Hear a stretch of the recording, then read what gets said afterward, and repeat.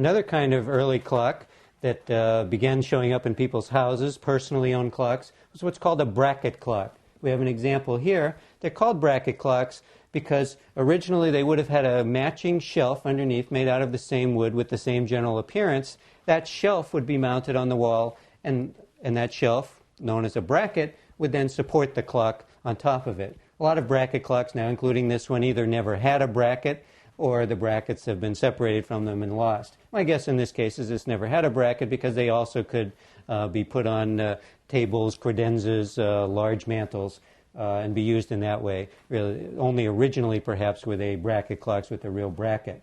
This one dates from about 1810. It's by Morris Tobias, as you see there on the face, although I've done the faux pas of having the hand in the place that obscures the name a little bit.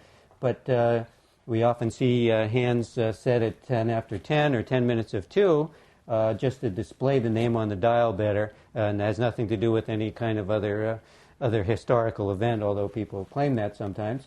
But bracket clocks not only are pretty on the front, but they're often quite pretty in the back as well. The makers of the clocks expected you to look in the back and see the high quality of the movement, how well they were made, and how they work. People liked, particularly who weren't that familiar with machines in general, they liked looking at a machine and seeing it work. This is our nice bell hammer that would ring the bell on the hours.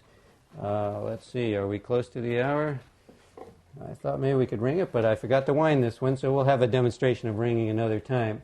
But even earlier bracket clocks often had much more engraving on the back, and often with the maker's name there. They weren't shy about that. Often the front wasn't quite as ornamental, particularly in Puritan times when they frowned on excess ornamentation, but they felt that it was important to demonstrate the quality in their craftsmanship if they did a lot of fancy engraving on the back with the clockmaker's name there, so that you knew which famous maker had made your beautiful bracket clock.